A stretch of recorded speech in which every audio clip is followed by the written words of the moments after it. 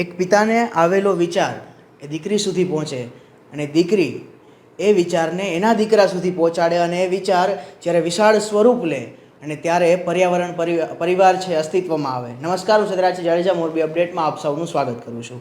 અત્યારે global warming વધી રહી છે. ઘણી બધી જગ્યાએ ઓક્સિજનના પણ આપણે જોઈ શકીએ છીએ ઘણા બધા પ્રશ્નો હોય છે અને ત્યારે વૃક્ષોની શું કિંમત છે, વૃક્ષોની શું જરૂરિયાત છે, એ સમાજને સમજાવવા માટે પર્યાવરણ પરિવાર શરૂ કરવામાં આવ્યું હતું. અને એ પર્યાવરણ પરિવાર કેવી રીતે શરૂ થયો અને એના મૂળ શું હતા એની આપણે આજે વાતચીત કરવા જઈ રહ્યા છીએ. નમસ્કાર, તમારું મોરબી અપડેટમાં સ્વાગત છે. પહેલાં તમારું નામ જણાવજો. નર્મદાબેન લાલજીભાઈ પરમાર. નર્મદાબેન, આ તમને વિચાર કેવી રીતે આવેલો અને કેવી રીતે આ અહીંયા સુધી પહોંચ્યો? મને મારા બાપુજીએ કીધેલું કે આવી રીતે વૃક્ષો આવીને તો સારું એમ.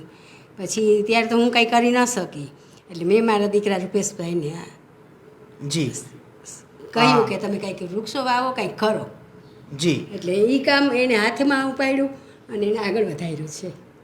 જી તો એમને એમના જે પિતાનો વિચાર હતો કે તમે વૃક્ષો વાવો અને કંઈક સારું એવું કાર્ય કરો, એટલે એમને પોતે તો એવું કરી ન શક્યા, પણ એમણે વિચારને એમના દીકરા સુધી પહોંચાડ્યો અને પછી રૂપેશભાઈ આ વિચારને આગળ લઈ અને ઘણા બધા કાર્યો કર્યા. તો આપણે એમની સાથે વાતચીત કરીએ કે આ વિચાર જ્યારે તમારા સુધી પહોંચ્યો ત્યારે તમે આમાં કેવી રીતે આ એક પર્યાવરણ પરિવાર નામ આપ્યું અને ક્યારથી શરૂઆત કરી અને કેવી રીતે તમે આગળ વધ્યા?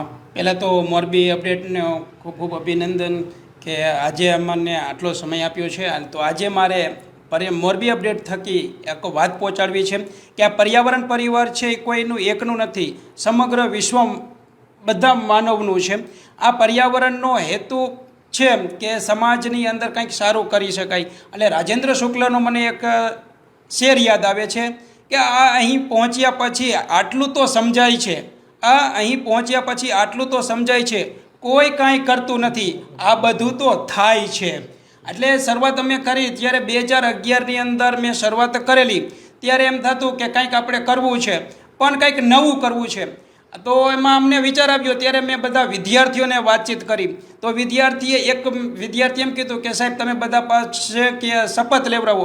પણ ત્યાર પછી મેં 2012ની અંદર સૌ પ્રથમ તો પહેલાં ભાગવદ્ ગીતા મેં ટાઈપ કરી 80 ફૂટના કાગળ પર અને એમાં 100 વિદ્યાર્થીઓ પાસે શપથ લેવડાવી અને વૃક્ષો વાવ્યા.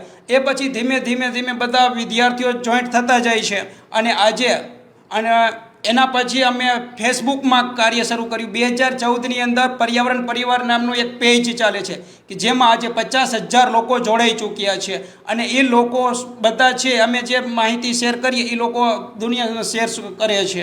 આ રીતે વટવૃક્ષ થતું જાય છે અને આજે 200 થી 300 બાળકો અમારી સાથે જોડાયેલા છે અને આ પર્યાવરણ માટે કામ કરી રહ્યા છે.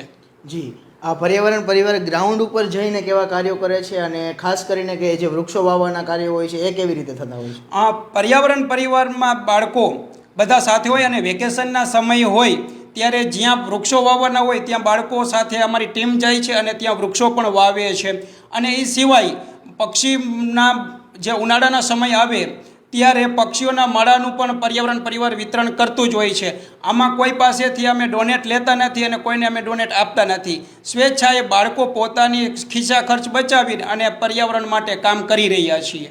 જી, તો આશરે 2014થી લઈ અને અત્યારે 2024 ચાલી રહ્યું છે ત્યારે 10 વર્ષ જેટલો આ સમય થઈ ચૂક્યો છે. ત્યારે અંદાજે કેટલાક વૃક્ષો આપણે વાવ્યા હશે, કેટલાક આજે ચકલીને આપણે ચણ આપવાનું જે કુંડા મૂકીએ છીએ એનું કાર્ય, તો એ આ કેટલો આંકડો ક્યાં સુધી પહોંચ્યો હશે? આંકડો તો અત્યારે યાદ નથી, પરંતુ એક પણ વર્ષ ખાલી જતું નથી અને દર વર્ષે ઓછામાં ઓછા 200 થી 300 વૃક્ષો તો વાવીએ જ છીએ.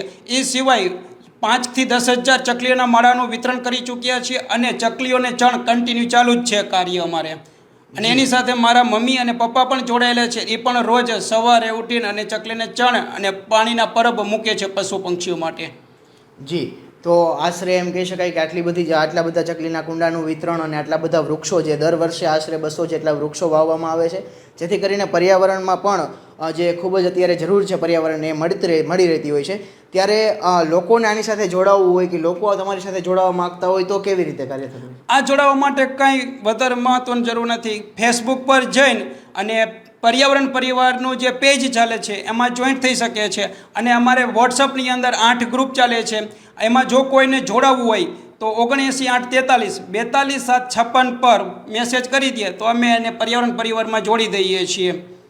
તો આ થકી તમે પર્યાવરણ પરિવારની આટલી સુંદર એવી માહિતી તો આપી જ છે, સાથે સાથે ઘણા બધા લોકો તમને જોઈ રહ્યા છે, તો એમને પ્રેરણાત્મક શું સંદેશો આપવા માગશો પર્યાવરણ માટેથી? પર્યાવરણ પરિવાર દ્વારા એક જ વસ્તુ કહેવી છે કે એક વ્યક્તિ જો એક વૃક્ષ વાવે તો ભારતની આજે વસ્તી 150 કરોડ છે. જો 150 કરોડ વૃક્ષો થઈ જાય તો આવનારા દિવસો આપણા માટે સુખમય અને સુખદાયી નીવડે.